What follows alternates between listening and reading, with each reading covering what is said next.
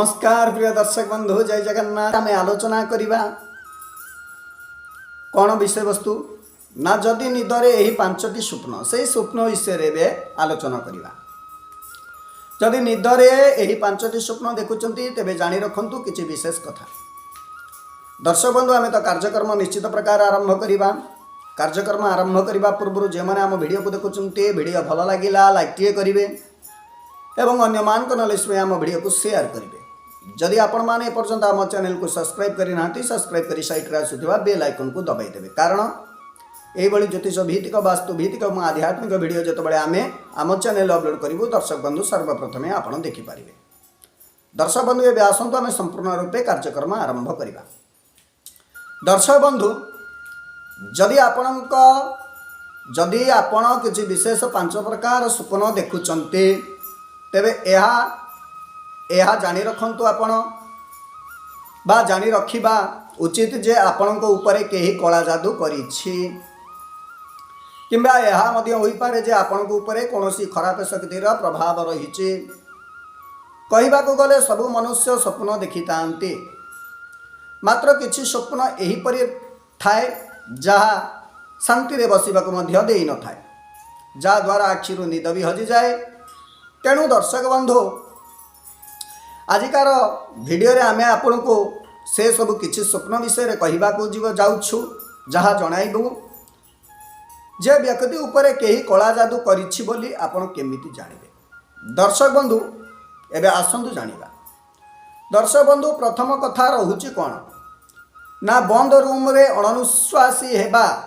जदि आपण स्वप्न रे एही परि देखुचंती जे आपण को केही रूम रे बंद करी रखिचंती एवं आपण अणनिश्वासी होई जाउछंती तेबे आपण तुरंत बुझिबा उचित जे आपण को ऊपर कला जादू होईछि किंबा हुए तो कोनोसी खराब शक्तिर प्रभाव आपण को ऊपर पड़िछि। सेही भली स्थिति रे दर्शक बंधु 2 नंबर कथा पानी रे बुड़ीबा। जदि आपण को स्वप्न रे निज को पानी रे बुड़ी जाउथिबार देखुछंती तेबे ताहा आदौ भल होई न थाए। एही परि स्वप्न आपण को निद नष्ट कर देइताए। एही परि स्वप्न द्वारा एही संकेत मिली थाए जे आपण को ऊपर कोनोसी खराब शक्तिर प्रभाव रहिछि। सेही भली स्थिति रे हाथ गोड़ बंधा थिबा 3 नंबर रे जदि आपण स्वप्न रे निजर हाथ गोड़ बंधा थिबा देखुछंती तेबे एहा सेही भली स्वप्न अटे जहा राति रे निद हजाई देई थाए।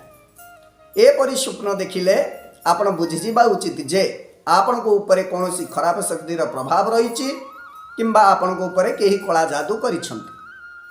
दर्शक बंधु सेही भली 4 नंबर कथा कोन ना खराब शक्ति देखा जिबा।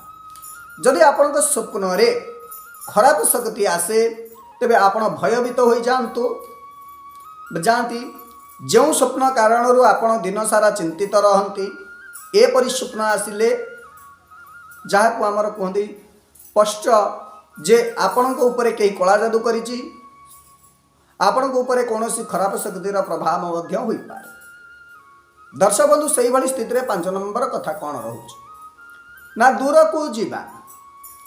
जदि आपण स्वप्न रे जदि आपण केबे स्वप्न रे निजको कोनोसी एही परि स्थान को देखिबा को पाउछंती जो स्थान को जीवा को आपण केबे भी इच्छा करू नाहंती तेबे ताहा मध्य भल संकेत होई न थाए।